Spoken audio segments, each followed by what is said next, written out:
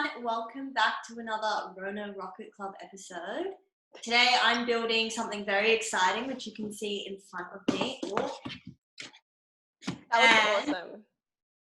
Annie, what are you building today? Okay, so I am incredibly excited. Today, I now have a rocket, Riley.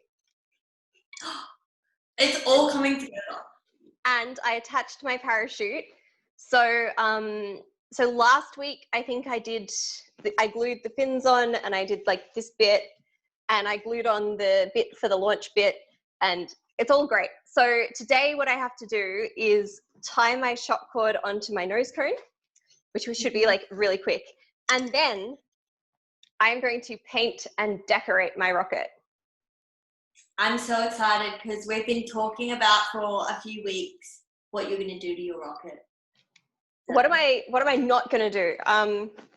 But before we do all of that, we got so much engagement on the question of textures of aircraft.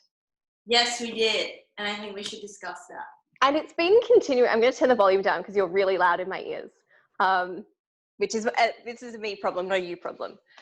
We should definitely talk about it. And I have some comments that people made. And yeah, I'll put the Twitter link where people discussed this in the description.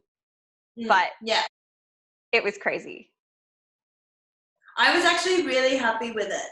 I thought we got some good answers. It was very insightful. Yeah, and I got some more questions in the lead up for today, which are mostly for you, I think. Oh, great. In that I looked at them and I was like, that is a question about rockets. Well, that's great. We can talk about it. And I want to share with you the story of me buying the ISS Lego. I should actually have it. Okay. Because it was quite... Wait. Before you do that. Okay. I need to pour my tea into my mug because I've been waiting to do it and I want tea and it's going to get cold and then it won't work. But I have to demo my exciting mug. Purchased from the CSIRO Discovery Centre in Canberra like a year ago when I was last down there for researchy things. And it's been sitting there because it doesn't go in the dishwasher, so I haven't really used it much, but I thought today was a good day. Are you ready? Yes, I'm so ready. Okay, I'm going to hold it up like this.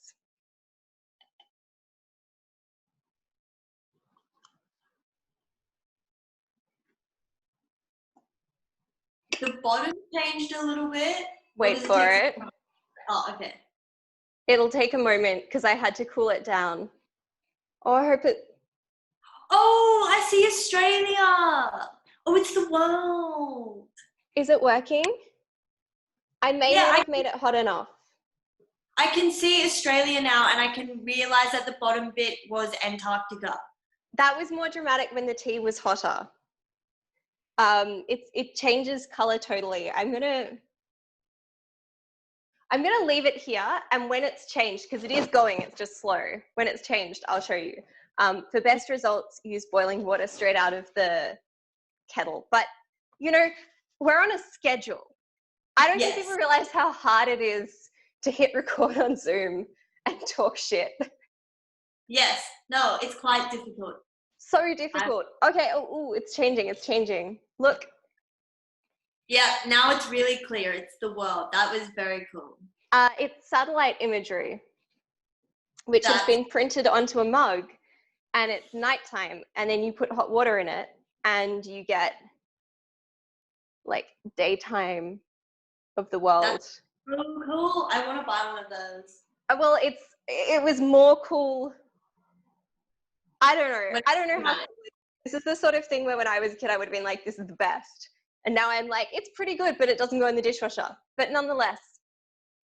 So I need to see your ISS story. It in the dishwasher, it would just like instantaneously go hot and like show that image, I think. Yeah, apparently it breaks them.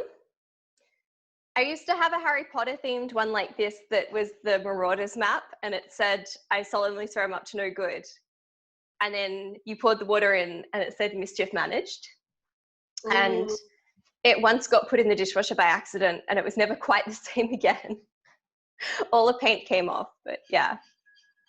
Right, okay. Well, I'm going to start building. No, I want to hear the story of how you bought it. Okay, so as you know, it's Lego, and I think Lego is something for everyone. I think I will build Lego for the rest of my life. Mm-hmm. Anyway, it's sold in the kids section, like in the toy section at Maya. And so I had to go all the way to the kids section in Maya. And then I picked it out, took it to the checkout, and the lady who was serving me goes, "Oh, this is so lovely. Like, who's it for?" And I was like, "I'm sorry, I don't know what you mean." And she goes, "Oh, like your brother or your sister, like younger siblings." And I was like, "It's for me." And she was like, "Oh, you look so much older than what I thought you were." And I was like, No, I'm 20. You got shamed. I'm just buying a Lego kit for myself. And the thing that kind of made it weird was I was also wearing my big, like, classic NASA bomber jacket that I wear everywhere. And I was like, "Do you not see that maybe this is mine?" Anyway, I just wanted to share that because I got age shamed for buying Lego. And That is devastating. I'm yeah. so sorry to hear that. You should never be ashamed of buying Lego. Also, it's like pretty complicated Lego. It's very Yeah, adult. I know. It says 16 plus. And So you do look 16 plus. Yeah. Anyway, I was like, "Oh, all right." Well, it looks really cool. So you finished your rocket and the launch pad. Yeah. Yeah, But okay. like we said at the beginning, yours is more complicated, so it was always going to take longer.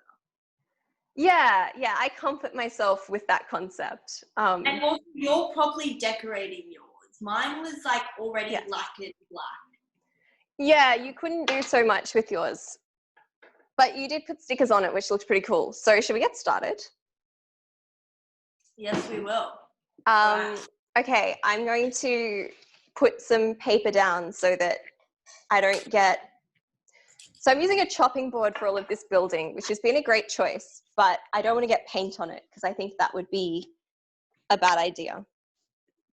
All right, well, I'm just getting out my instructions. I'm just going to put some sheets. I envy the people that can just build Lego and they just know how to do it. Oh, you have instructions for your Lego? Yeah, of course. Wow. It's actually really cool because I'm going through the instructions and it actually tells you how they created it because it's a limited series. Limited edition. Yeah. So it's like they're talking about it's the 10-year anniversary special review of the Lego Ideas sets. Because this one was also made with the Saturn V, which I really, really, really wanted to make, but it's like $400. Ugh. Yeah. That's too much money. It's amazing, but I don't have $400 to spend on a Lego kit at the moment. Well, I guess the real Saturn V cost a hell of a lot more than that. I have photos of myself with one of the Saturn V's, and it was like my pride and joy. It's so big, like you don't realize how big it is. It's huge. Anyway. But if you ever go to NASA in Houston, go on the little shuttle buggies that they take. Definitely not the shuttle bite. Definitely a shuttle buggy. Yeah. And then, yeah, I had a bit of a mind blank. And they take you to this big shed with the actual, like, one of the Saturn V's. Obviously, it wasn't launched because they have all the modules, but it's still really cool. Cool. All right. So what did you start with? Story time. I replaced the ink cartridges in my printer today. Mm-hmm. And you know how when you do that, it always says on the thing, be very careful, wear gloves, don't get ink on your fingers and stuff like that. And you're like, yeah, that's fine. But obviously, you know, it'll be all right. And it always is all right. And then today it wasn't. And now I have inky fingers. And it doesn't wash off. And I have tried because during this pandemic, I've become a convert to hand sanitizer as a cure for everything. Do you know, if you have acrylic paint that has dried, this is a hint for all of you crafty folk out there, you get some hand sanitizer on that and a toothbrush, and that'll come out of anything. So I was like, okay, and I tried like soap, and I was like, that wasn't gonna work. And then I tried my sanitizing wipes that are like a thing I got for the supermarket. That didn't work. And then I tried Metho, because I was like, Metho takes everything off. But of course, no, because it's not really oil-based. And then I tried hand sanitizer, and it failed me for the first time ever. So I think I just have to wait for it to wear off, but it looks a bit funny. I've never seen ink explode like that. It must have been. It didn't explode. I think it's when it says like, don't squeeze the cartridge. And I think I didn't squeeze it, but when I was taking the little cap off, I must have just slightly squeezed it. It was sort of off-brand as well. I didn't want to pay for the expensive ink, so I bought like the cheap copy online. So I don't know. Riley, this looks complicated.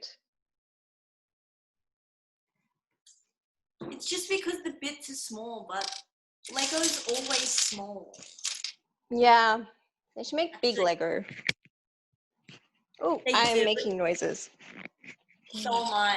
I'm just trying to get it so people can see what. No! This is a great audio experience. What did you do? I'm already dropping bits on the floor. So I have here, because I have my engine mount that sticks out the back of my rocket tube. So, and these were the fins and the divvy doodads. I've forgotten what they were called. It was in the instructions, and I was really proud. Strakes. They're called strakes. Anyway, I have this, but I'm going to put it in this little jar thing I have, and then it'll stand upright so I can paint it. Oh, lovely. Are you going to point? Sorry? I'm sorry I interrupted you. I just want to point out, you know how the Lego men are usually like big? These are my Lego men for the ISS.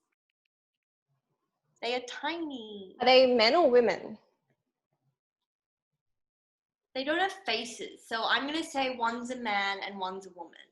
Maybe they're just people. Let's not be gender specific. I have here silver paint. I've decided my rocket's going to be white and silver, and then, this is really not great, I'm going to move that. And then as the final touch, I have here a bag full of googly eyes, which I'm going to stick all over my rocket, because my summation of all of the discussions that we had about whether texture on rockets is helpful or hindering was that it's not as helpful as it is in the water for sharks who have rough skin. And they have rough skin because as they zigzag, it helps them cut through the water and it makes it more efficient, apparently. But dolphins don't, all very confusing. So yeah, so it's not as important because air isn't as sort of grippy in the way that water is, by which I mean it has less friction. That was a terrible description of the thing, you know what I mean? But I think it's a good experiment to make my rocket surface slightly bumpy and see what happens, see what altitude we get to. It's a great experiment. I also realized I've looked into getting a USB camera, but I can't find one, so I'm going to eBay now. All right, well, if you're out there and you've got a USB camera you're not using, send us a message. Yeah. So I've officially made something. Oh, what's that? I don't know what it's supposed to be, but that's just what it says it is. So maybe it's a stand. Oh, it could be like one of the little external bits to the ISS. We'll see. Oh, okay. I should get questions for you. Sure, fire away. I have to pull them up from my Instagram. Right now I'm building a mini satellite, I think. I think that's what I'm building. Okay, we had a question that was, what is a symbol? I don't think that's a question.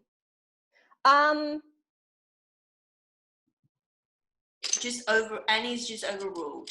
Not a question. Dexter Ironstark 100 asks, how fusion engines in spacecraft can affect astronauts' body while others living atmosphere of Earth?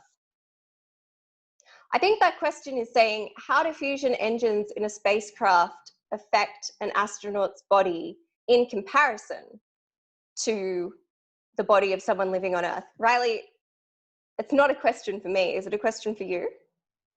I think I know what they're getting at, and so I'm going to try and explain it really simply. Okay. Or complicatedly. I mean, go for it. I'm assuming they're talking about the radioactivity, because obviously in fusion reactions you get radioactive waste products in most cases. I think so, because we've had some discussions online about people are very interested in your stuff about nuclear thrusting. Yeah. Nuclear so thrust. I think that's what they're referring to. And one of the issues with like having a nuclear propulsion system is obviously being able to shield the astronauts that are on the rocket and protect them. And so some people are looking into what's called like a magnetic nozzle, where it like can, with magnetic fields, kind of direct those bad radioactive like particles out of the rocket and not have it be absorbed and, you know, be hazardous. That's all I can really think of right now. But I mean, in future, like when you're on research that's going to happen with it, you're going to have to think about that and find solutions that protect astronauts. And I actually feel like that would be a really cool thing to look into, not only with respect of like implementing a nuclear like rocket propulsion system, but also because it could help us with the radiation of traveling in deep space. Yeah. So I've heard that on the moon, if you use the dust on the moon, the regolith, you can use that to create insulating things from radiation. Oh, so the theory is if we go to the moon, we can like create blocks of the regolith and then build these like thick-walled habitats that are really well insulated because of the properties of the lunar regolith from the radiation of space. That's really cool. Yeah. I haven't heard of it before. There we go. Yeah. Well, now you've heard it. I will say acrylic paint doesn't go super well onto balsa wood, but if you are determined, I think we'll make it work. That looks okay. Yeah. Do you want the next question? Oh, well, hang on. I was just about to explain that now I'm excited because I'm making a miniature shuttle, space shuttle. But yeah, do you have one that is more up your alley this time?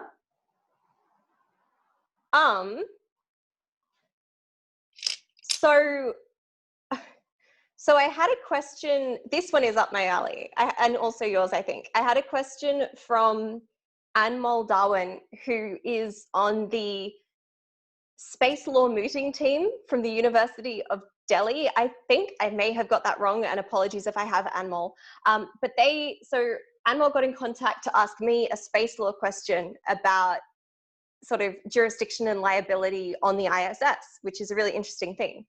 And then we got chatting, and then they ended up winning the Asia Pacific finals, and they just submitted their documents for the world finals of this international space law mooting competition for 2020, which I think is an incredible achievement, and shout out to the team from Delhi.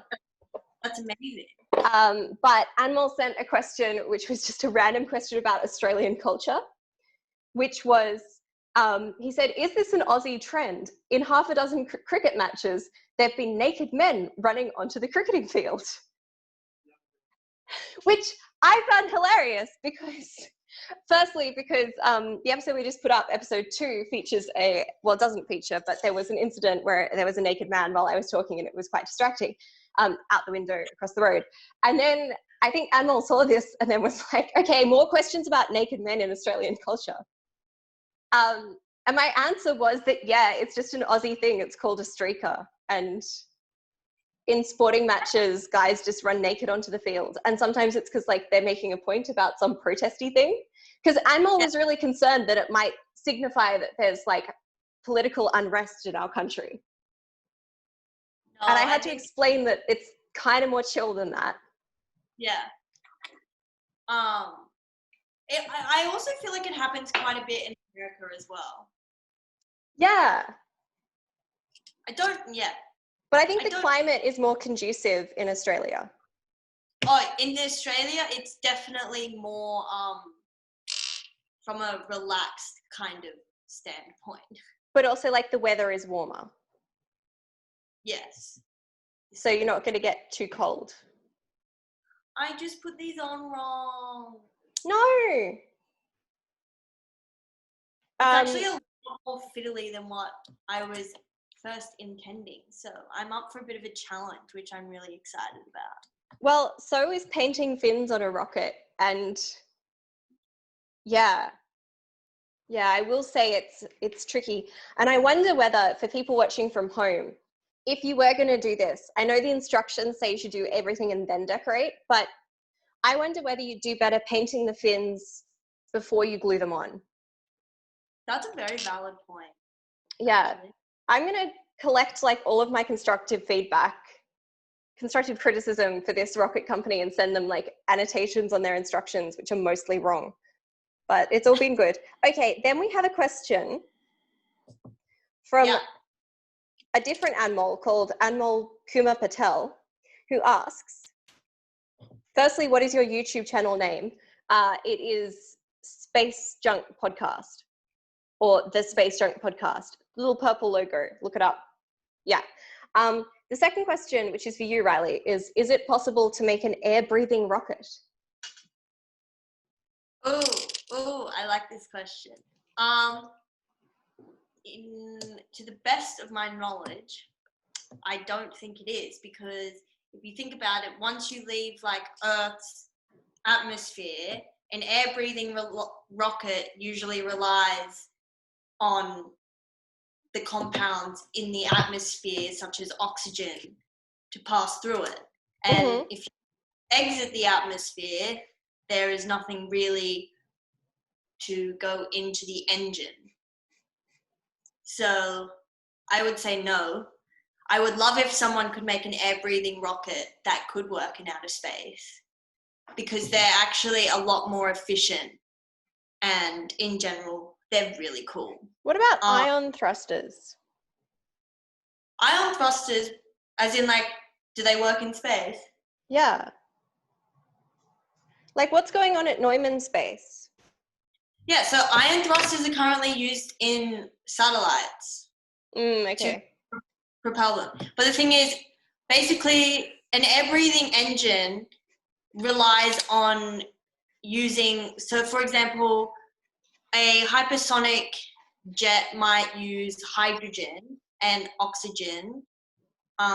So it's creating water as a byproduct in order to propel itself forward. But because oxygen is a compound in our atmosphere, it only needs to carry hydrogen. And then so it takes in, as it glides along, air at a supersonic speed, and then the hydrogen and oxygen in the air react. Yeah. Well, there you have it. But it also relies on the speed in order to help the reactions take place and be efficient. So. I'm pretty sure. I've done some work on them, and that's like, because this is all self-taught knowledge, so that was my understanding. Why is that? Why is it self-taught? Is it not covered in your uni course? Not really, no. And also, I haven't actually been taught propulsion at uni yet. I've kind of been a self-taught reading about propulsion, reading about nuclear propulsion. I've had a bit of guidance from some very cool people here in Sydney, but I haven't actually had like anyone sit down and be like, okay, these are the equations for propulsion. This is how it all works. So a lot of what I say is just from my understanding of me teaching myself. So if I am wrong, I actually would love if people could tell me that and then like explain it. If that makes sense, because that's like me learning, you know? Look, I've done one fin. That looks so good. I'm not gonna lie. Thank you. I was thinking about doing the whole rocket silver actually. Yeah. Because doing the fins is nice, but the rest of the rocket just looks like a bit of a cardboard tube, and I would paint it white, but I ran out of white paint. So yeah. I like the silver though. It's a very nice silver color. Like it's not too like grey silver. No, it is very nice. And it is just what I happen to have because it was on special last time I was shopping for art supplies. It was a metallic set and I've almost used them up, but yeah, I do enjoy painting. It's a lot of fun. Well, that was a great question from Anmol. Thank you. I had no idea. I was like, this is a Riley question. Yeah. Look, my little space shuttle's coming together. And we've got the bottom to hold it. Like there's these things on the bottom that hold it all together. Oh, cool. But yeah. How big is it going to be? Well, the space shuttle is small, and that's because when the whole thing is finished, you can actually, I'm pretty sure, connect the space shuttle to the ISS. So it's supposed to be like a scaled model. Yes, you can connect it. Oh my God, I'm so excited. Awesome. You even get to build a stand, which also has me excited. I just love building things. I just get so excited about building things. I also am really excited about building things. It's a good time. Okay, I had another question. Yeah. From someone called, and apologies if I'm murdering this name, Jaimic. Oh, this is also Dexter Ironstark 100. There we go. We've got a repeat questioner. And Jaimic says, I'm Jaimic from planet Earth. I would be glad if you let me know about policies of space and cosmic properties related questions. What would happen if any country or group or nation tried to conquer any of any asteroids or the moon or Mars? Are they allowed to do so? What would be a scenario when respective countries try to do so? This is a you question. But I feel like it's also a you question because there are some like practicalities there. Yeah, you can't just take over an asteroid without getting there first and exerting some control. How would you build a defense system on an asteroid to defend from attacks? I mean, you could turn it into a Death Star. But I think we were talking about this last time about we were talking about turning the moon into a Death Star.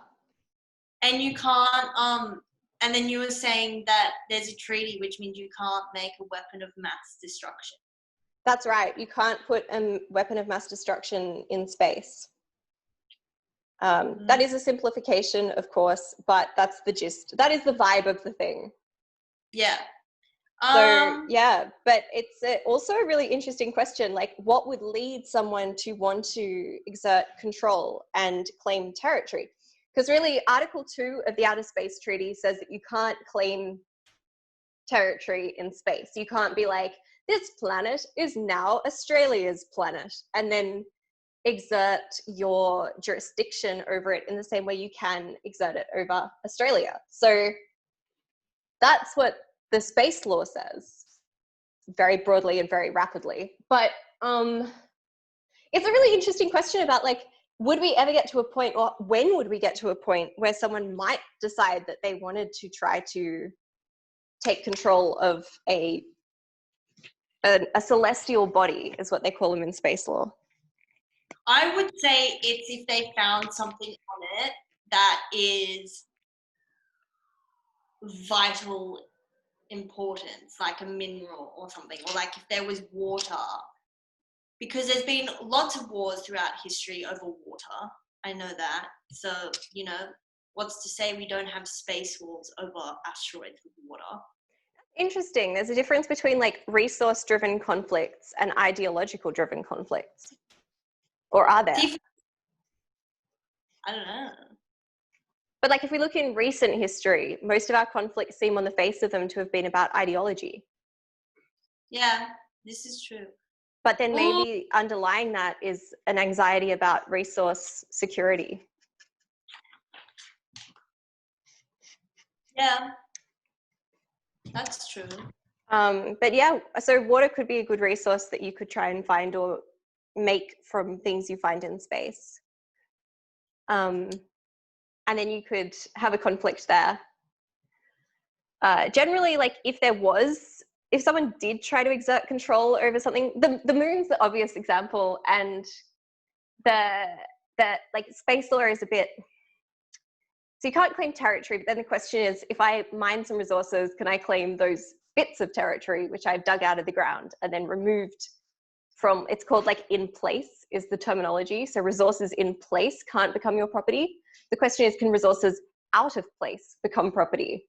And the Moon Agreement gives some guidelines on how you might create a regime to govern that sort of thing. And Australia is a party to the Moon Agreement, but the US isn't, and they don't like it because it's kind of a little bit socialist in some of its approaches. That's my take on it anyway. So the America's just put out the Artemis Accords. Are you across this, Riley? Not on the Artemis Accords, but I was actually going to ask you a question then. So with the moon rocks. Yeah. So they're then technically American. Am I wrong? The rocks that they brought back from the moon. Yeah. Well, I believe there is a complex system of international sharing that exists of the moon rocks because they're considered to be like the property of all humankind.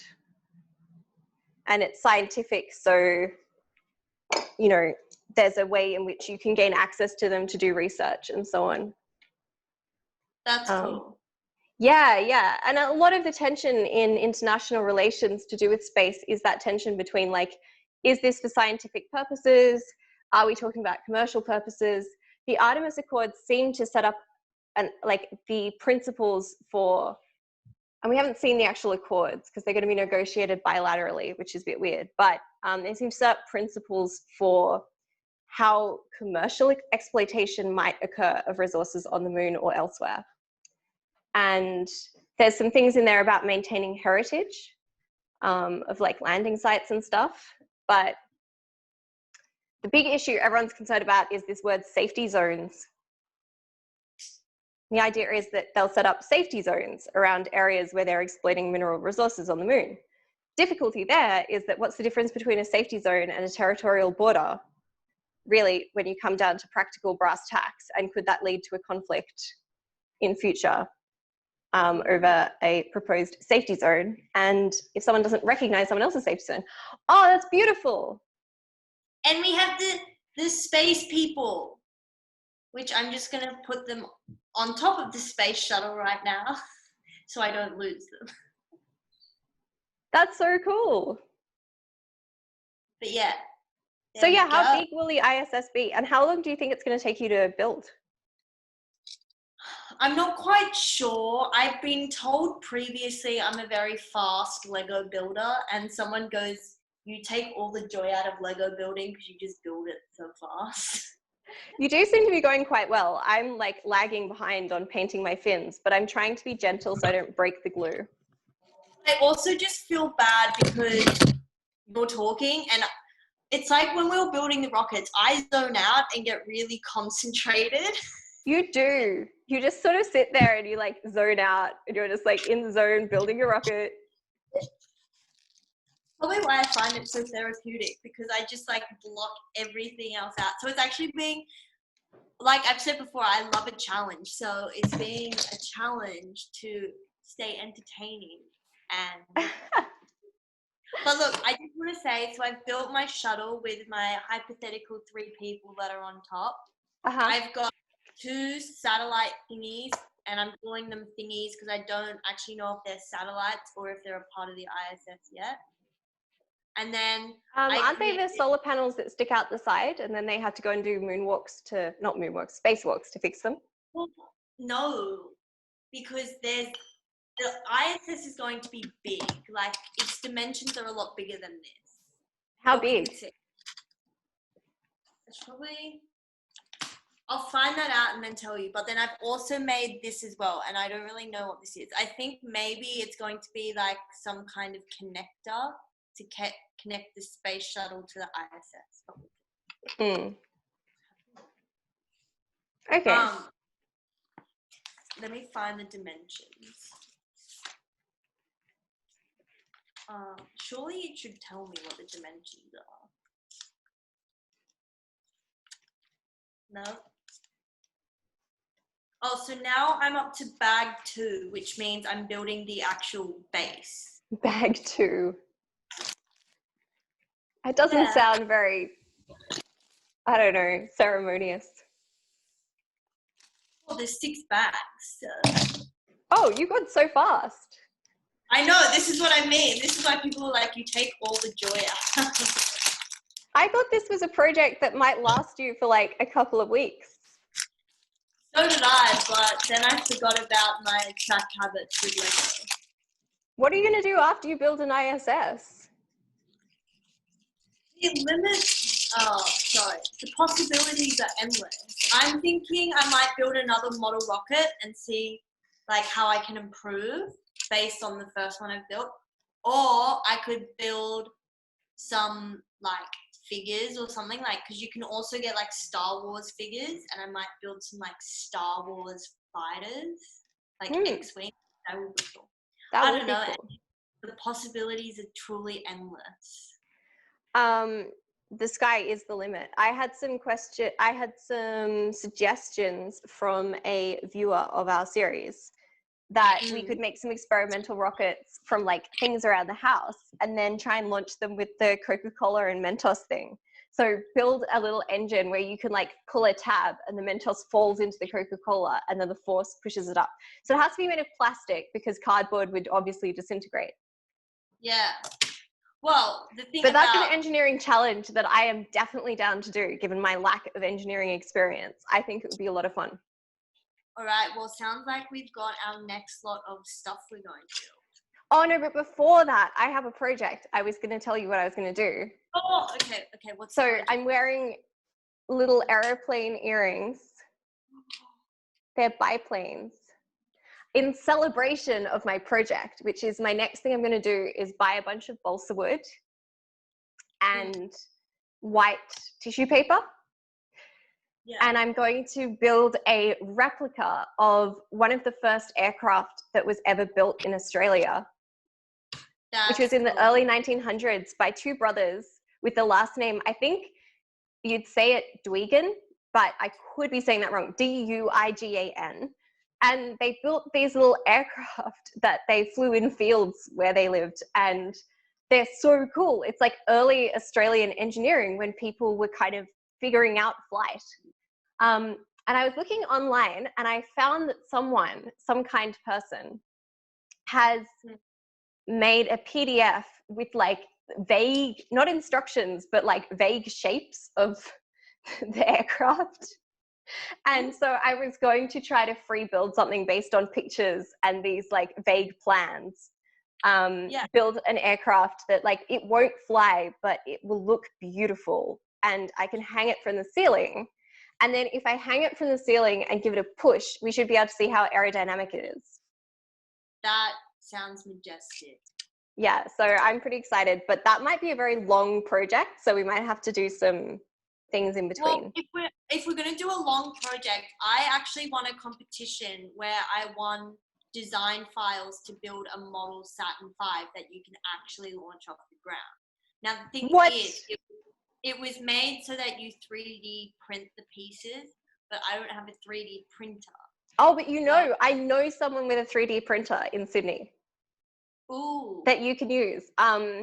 Jackie Carpenter from One Giant Leap, at her house has a bunch of 3D printers and all of the stuff, and she gets like school kids to come and build rockets, and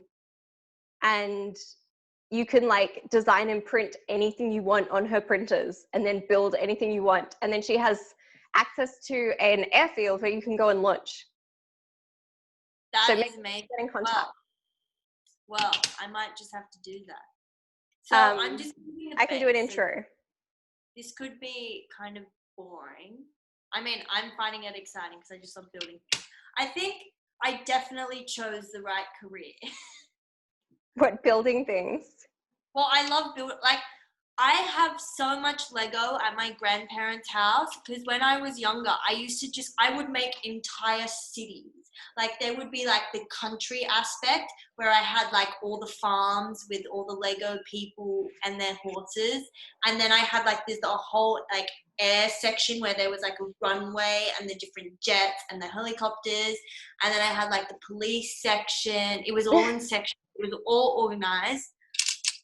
And then my uncle bought me the best Lego kit ever, which was a train set, but it actually like moved. What? I know. And I just love building it. Anyway, so my poor grandmother has buckets of Lego just at her house. And it's all disassembled. So one day I will get the joy of rebuilding the entire thing again. That sounds great.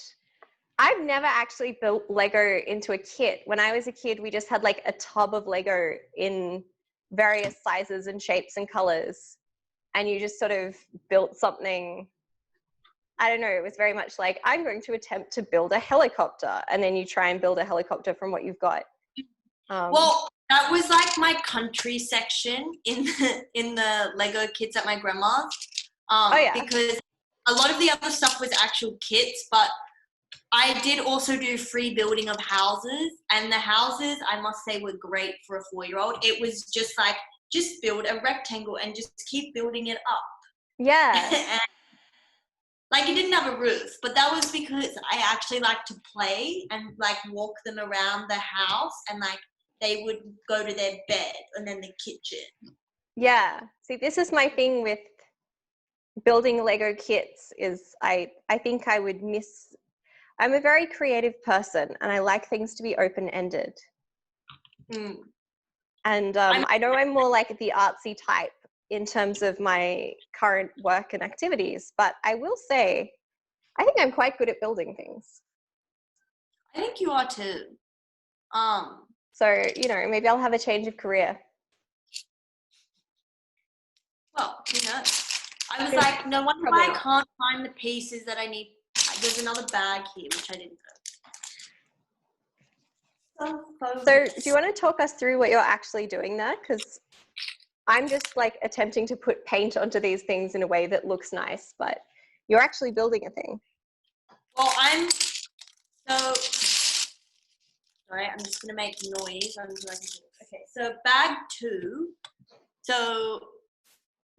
is about building this actual stand that you're going to place the finished like International Space Station on. So this isn't probably that exciting because it's all black and it's just a stand, but it's still building something. So I'm still enjoying it. I have a question for you. I don't know if you'll know the answer, but you know how at the bottom of my rocket I have the nozzle and then there's the engine mount? Yeah. If I put paint on the nozzle, is that okay? I feel like that should be fine. I do too. It's just a layer of paint. Yeah, I was just like, maybe it will catch fire or something, but it's not oil-based paint, so I think we'll be all right. Oh, actually, the acrylic paint's okay onto the plastic. I was worried. I think it'll need a couple of coats, but it's not dreadful. I could always switch it out for nail polish. That should stick to anything. but is quite flammable, so maybe not a good idea. Isn't nail polish quite flammable? Yeah. I know this is off topic and not to do with space, Go but for it.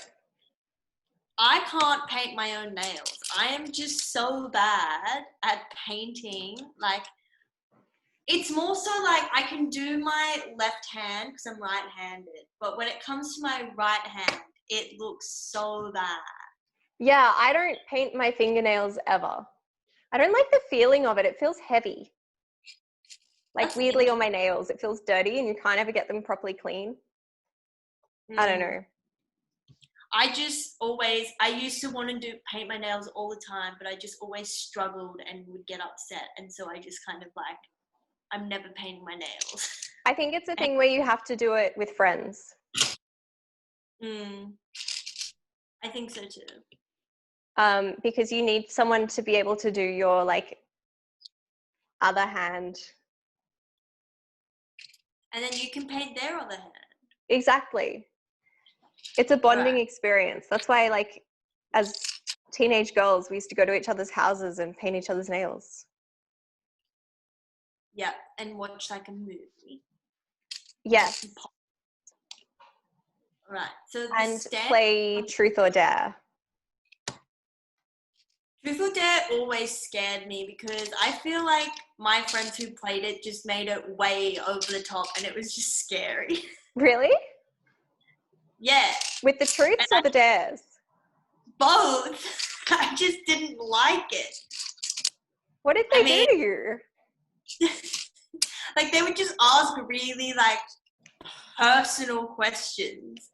Yeah. And just, like, I wasn't a very open person in high school, and so it was just quite intimidating when someone would, like, ask me remotely something that I might be uncomfortable about saying. Yeah, okay.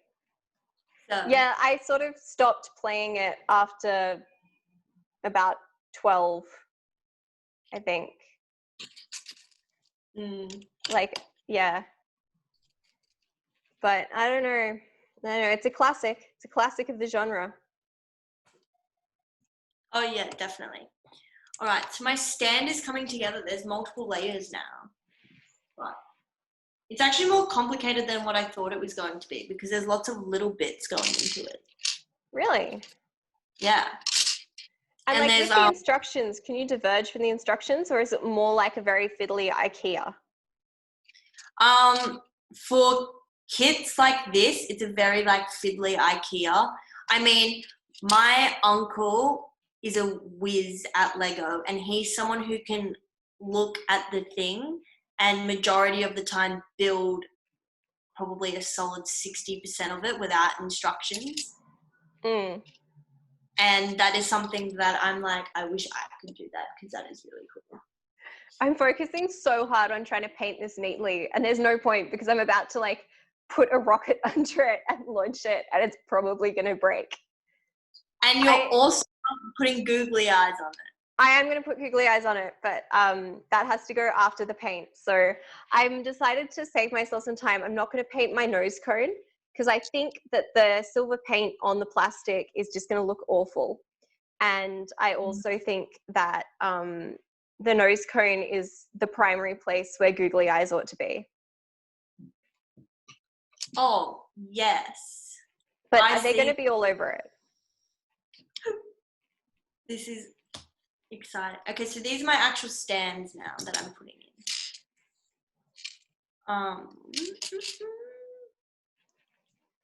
Do we have any more questions? Oh, I think I had a couple. Did you? Oh no. It's okay. It's just paint everywhere. Did you have any? I honestly haven't checked. I'll check.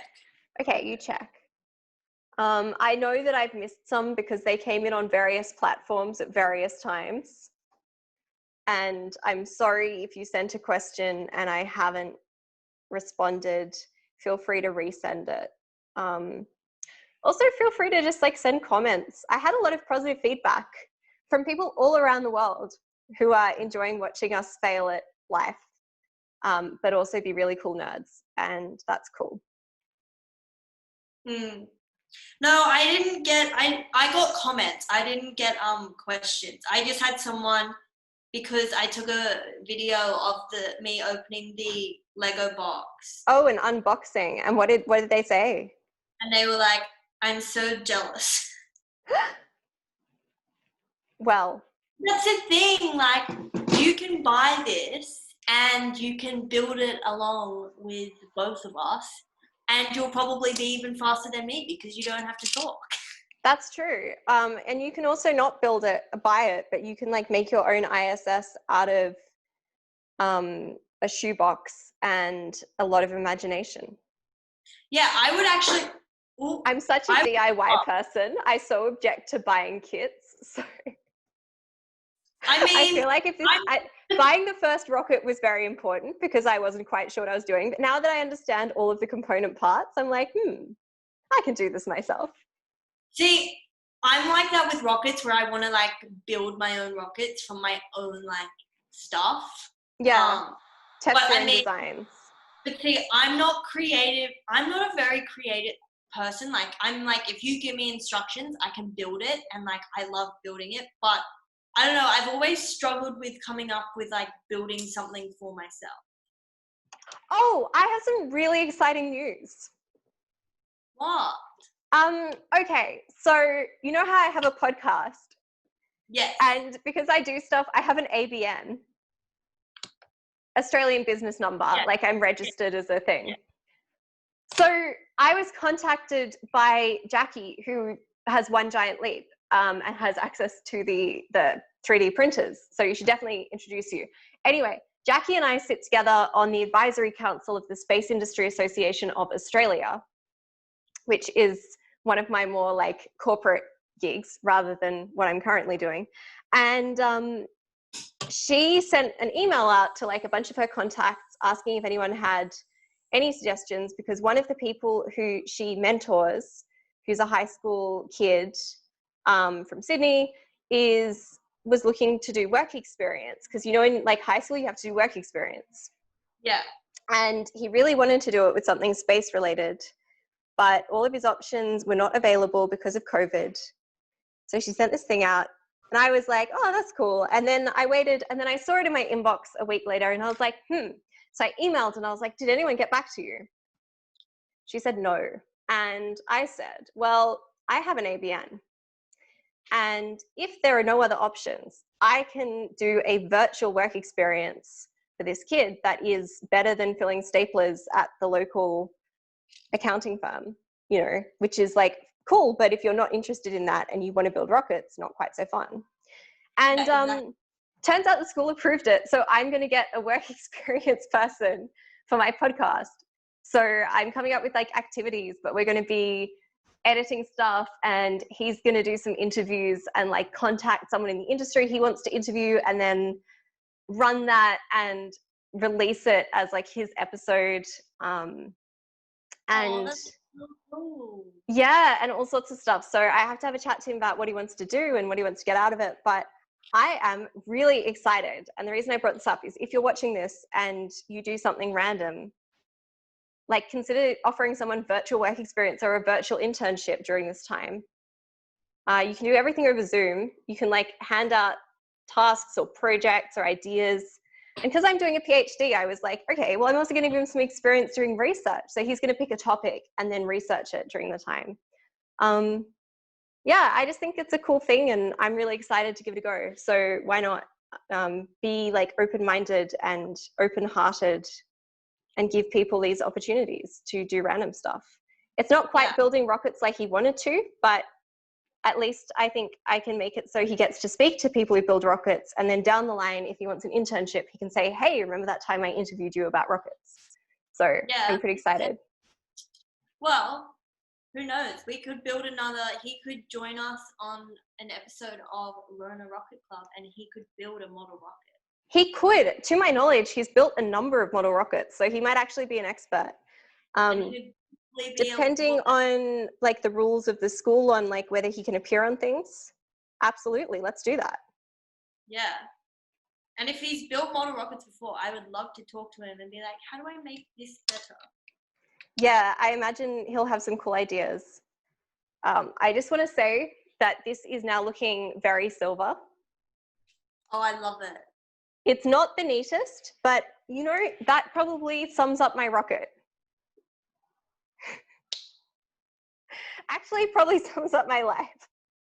Well, to be honest, you can't see it because I haven't done a close-up picture, but there's bubbles in my stickers and it really annoys me.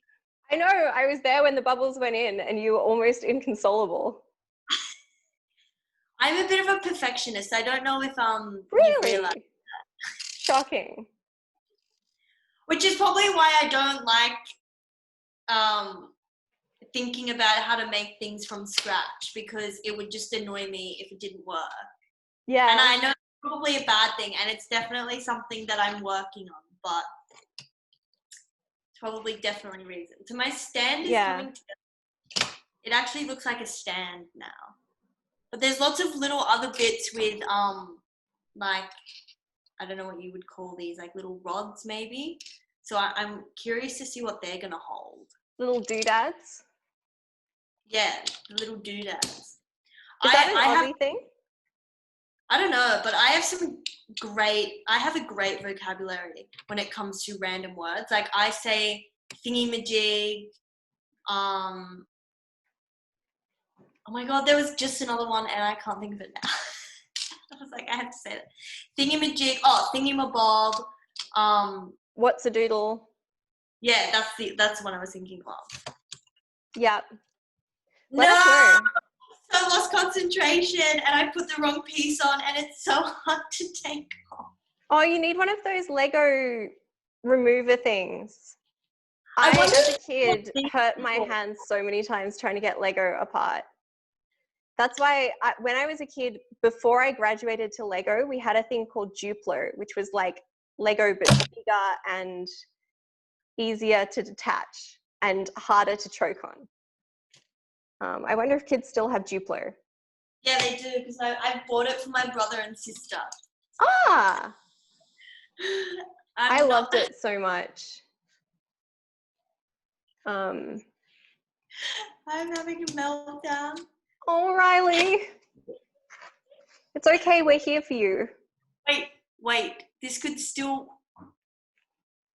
I think I can get away with it. Okay. How does it make you feel?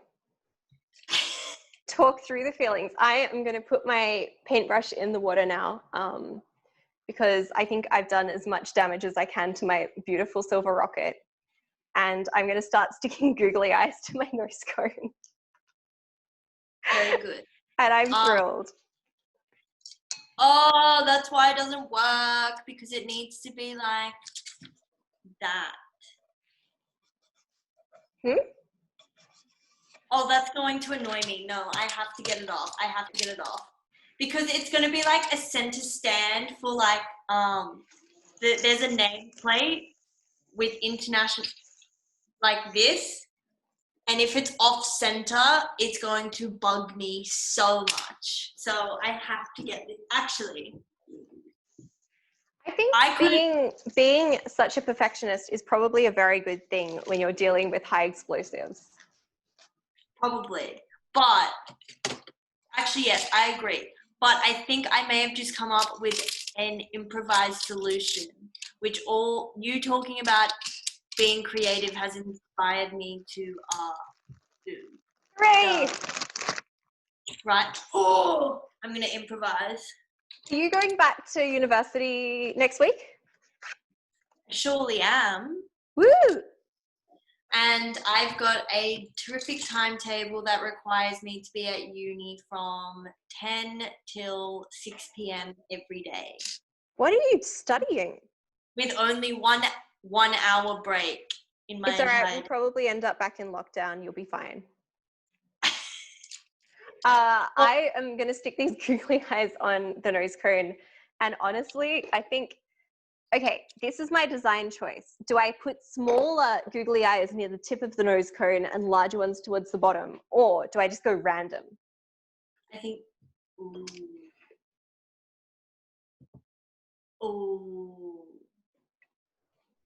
See, me, who's kind of like just very orderly, would go, you either start with big and work down, or you actually, I would put big ones down the bottom and you work up to small ones because it's going to get thinner as you go up the nose Yeah. curve. Okay. I think I'm going to go like a little bit random, but generally towards smaller at the top. Yeah. This is going to look ridiculous. I am so happy.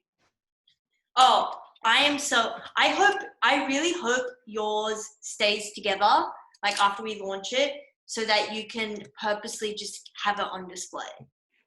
Do you want to see it so far? Look. Oh, it's great. It's great. It actually looks slightly terrifying. Yeah. I came up with a name for my rocket. Yeah, what's it called? It's going to be called the Male Gaze. Ooh. You want to tell us a story behind why you chose that name? I don't know how deep into philosophy we want to get here, but the rocket is traditionally a very phallic shape. Oh. Which is to say it's reminiscent of male anatomy.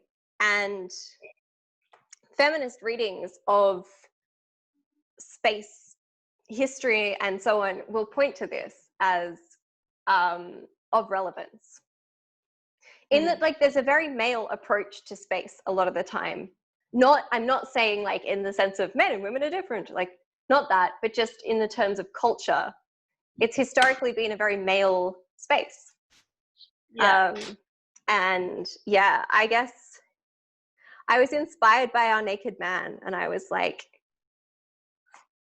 So shout out to the naked man. You've inspired Annie's rocket. I was inspired in two ways. It was this moment where his nakedness and like lack of shame, which I think is fantastic, coalesced in my mind with a heavy dose of glue fumes and the concept of a bumpy texture as being potentially better. And I just thought, why not? Why not put googly eyes on a rocket? Yeah. And make it explicit what is implicit about men in space history. That was my thought. I like it. You've put a lot of thought into it. Well, you know, Riley, my first degree was philosophy. I'm not surprised. I wouldn't have guessed that one. Bachelor's degree in philosophy. I would just like to point out, yeah, I'm sorry to interrupt again, but I finished the stand and it says, can you read that? International Space Station. That's beautiful. So I'm guessing it's going to sit here and it's got like a little nameplate. So I'm just going to put that under here.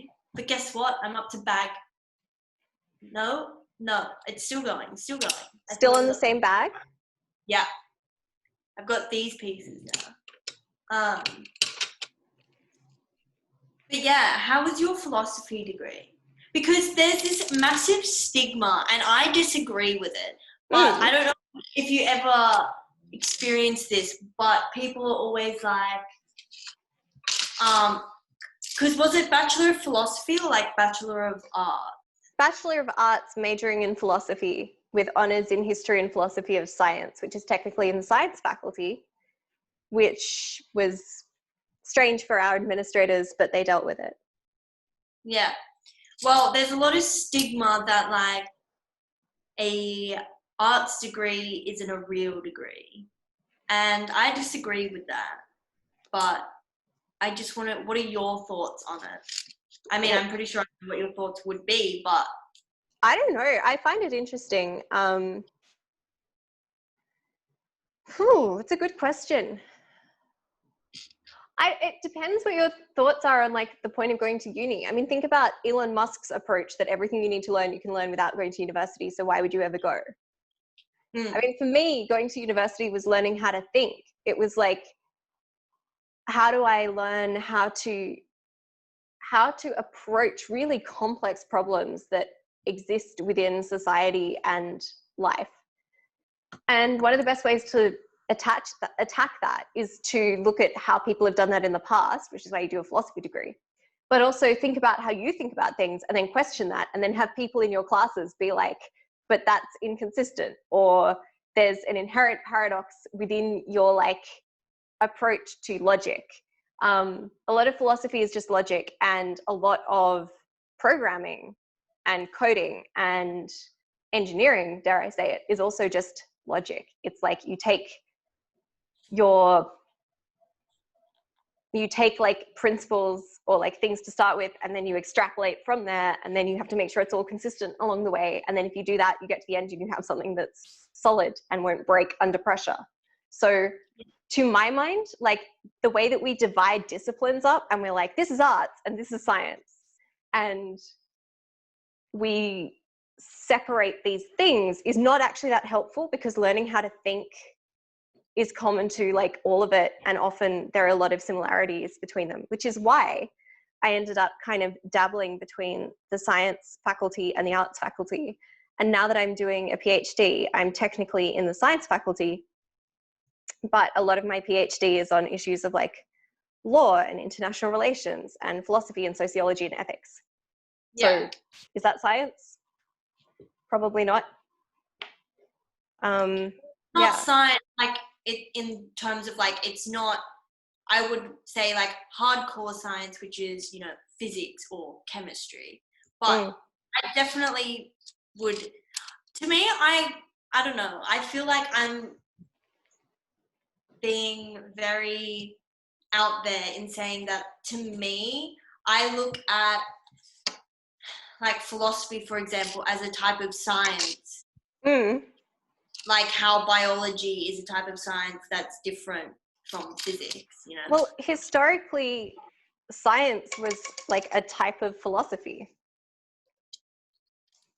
Yeah. So I just realized why I got away with what I did with the other piece, but now I need it.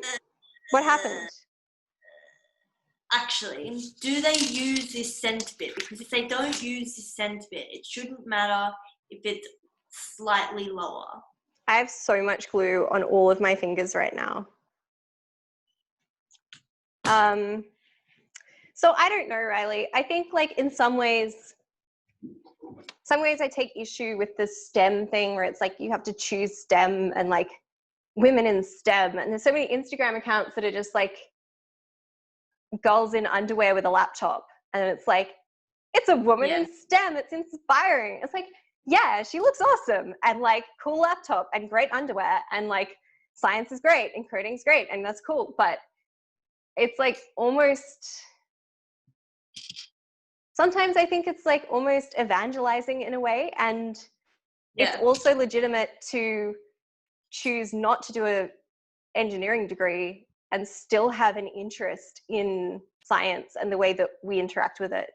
And as someone who falls at the borders, it's like I experience being what we call a boundary object in sociology of science, which is that occasionally I get looped into science when people are like, oh, we need a woman on our panel who's in science. Okay, we'll get Annie.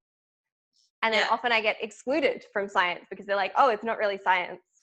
And like experiencing that, I'm too philosophical to be like offended, but it does make me realize just how arbitrary a lot of our divisions are. Yeah. So, yeah. What do you think? Like, I think it just annoys me that there is a stigma that like people that do arts degrees shouldn't go to uni. Like, I think that just annoys me, because I'm more just like, but if people want to do that, like they can. Like, why are we criticizing people for wanting to get an education? But in terms of like, you know, the whole STEM thing, like women in STEM, I think it's very, like you said, it's a very like evangelical view. Like, I've seen those types of girls that, you know, that post in the lingerie with a computer, and I'm like, good on you for having that body confidence and, promoting STEM and like your passions, because I know for a fact that my classic uniform is a jumper, and if I could live in tracksuit pants every day of my life, I would. So for me, I'm like, yeah, good on you. But at the same time, I'm kind of like, I feel like there comes a point where it's just being used in the wrong way and getting the wrong type of attention. Not so much like the promoting STEM. But also, like, I query why we need to promote STEM. We don't promote law. There's no such thing as like a law communicator. See, as someone, so like in my degree, for example, I remember on the first day that I went to class, there were like 8 girls doing aeronautical engineering. Yeah. I mean, from that perspective, I'm like, we should like promote it in terms of like get girls interested. I'm not saying like, you know, every girl should do STEM because, you know, everyone needs to follow their dreams. But I feel like we still need to tell girls like, if you're interested in this, do it. Like, don't be afraid just because it's a male-dominated field. So, but like, also, it's legitimate that they are afraid. Like, the thing is, STEM fields, science, technology, engineering, and maths, are dominated by men, have historically been dominated by men. There are structural problems there. There are like social norms of behavior problems there that getting women to stand up and say science is wonderful, get inspired, study science, does not solve. Like you can, like there are structural problems that are not about fixing women or fixing girls and being like, oh, you just have to be more interested or like more driven or better than the men. It's like, no, change the system. Like focus on what's wrong in the system that means that women who are already in that system are getting pushed out or sexually harassed or sexually assaulted or marginalized in different ways. I sometimes get cynical and I really object to being used, I guess, as a symbol or like a branding mechanism to be like, oh, we're so inclusive, when it's not necessarily the case. And it's not necessarily not the case. And like, I'm not saying men are bad or anything. I'm just saying like there are structural issues that maybe need to be addressed, that are maybe a reason why there are fewer women doing stuff that exist all the way through high school. And yeah, I wonder if the focus is in the right spot. That's very true. But I guess it's kind of a catch-22. Like the system isn't going to change if there aren't really women there to push that change. That's true. Although I do know a lot of fantastic men, especially in the space field in Australia as well, who are just such brilliant like mentors to me and stuff. So, so I think that's really important. Take a tangent for a second. Yes. I finished batch 2. So this is my stand, all nicely done and completed. And we have a movable nameplate. Oh, so then your ISS will sit on the stand? Yes. Which I'm up to bag 3, and I don't know if I should start it because bag 3 is building the ISS. Okay, I think maybe we should start to wrap up. Yeah. But I'm still gluing. So I'm going to finish gluing the last of my googly eyes. And I'm also like, I know we need to wrap up, but I'm like, I just want to build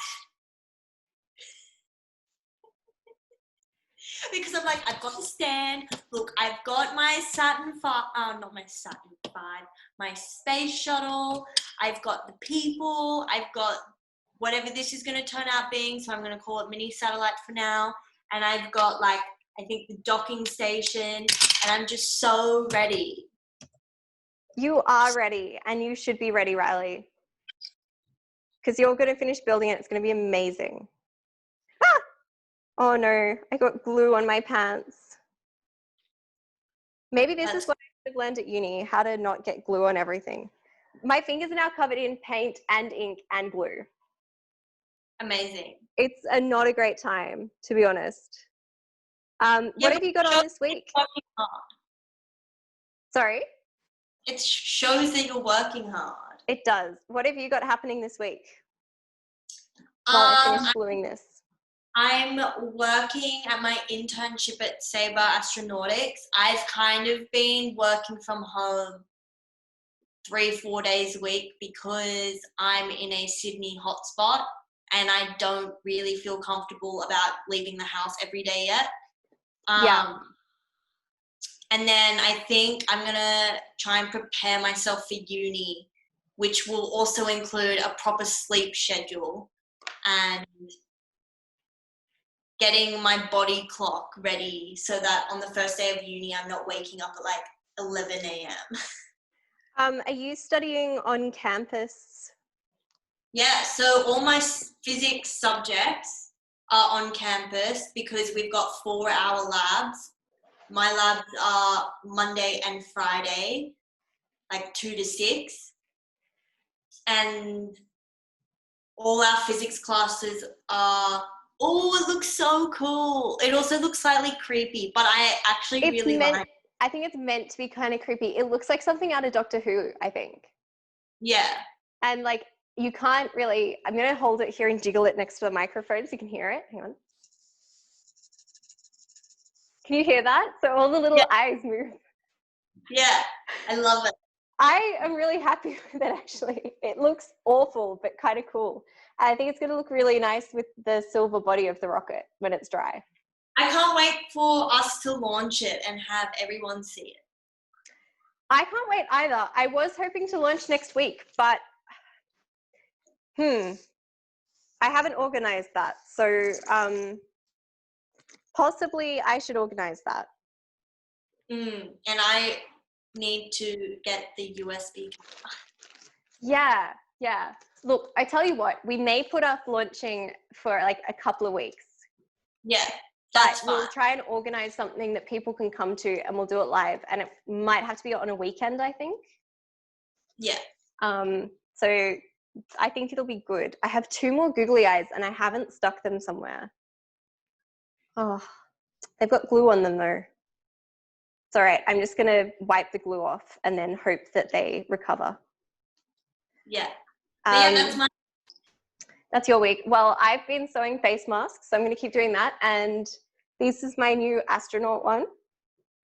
I love it so much. There we go. There's my ears. It's a new design that has a bit of wire in the nose. Oh yeah, nice. Yeah, nice. So that's very stylish. So I'm making those, and I'm going to like start selling them as well. So that'll be fun. What else? I'm preparing to teach. I'm teaching next semester, so I'm preparing all my online stuff. Also, will you be on campus at all? No, I'm teaching entirely online. That's good. We're doing the whole course, so you can come in for lectures. I think there'll be like lectures are online, but there'll be like some things on campus. But we're expecting a lot of people just to take the whole course online. So that's what it's set up for. Yeah. But we really needed that adaptability. Yeah. That should be good. Well, all my engineering subjects are online, so it's going to be interesting because I'm going to still have to be on campus anyway. Oh, okay. Because I'm in the 2 faculties. I'm in Faculty of Science and Faculty of Engineering, and I think because my physics subjects are 3rd year, which means they're like the final year that you do physics. I think that's why they're on campus. Okay, yeah, probably. It's probably a priority. Yeah. Okay, well, we'll definitely be on campus for the launch if and when that occurs. I need to contact people. You need to contact people. You were going to contact some of your friends. One in particular. Yes. See, because I know that he, like, pre-COVID, he's on campus twice a week, but I need to see if that's still the case. Yeah. Still, if it's a weekend thing, I feel like we can probably lure him in with promises of rockets and an astronaut face mask.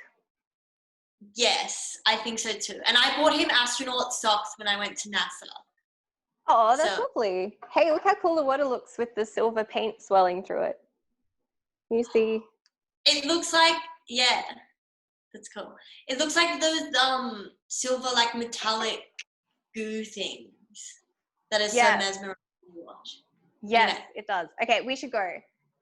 This has right. been lovely. You're a delight. Thank you. I I'm love your gonna. rock.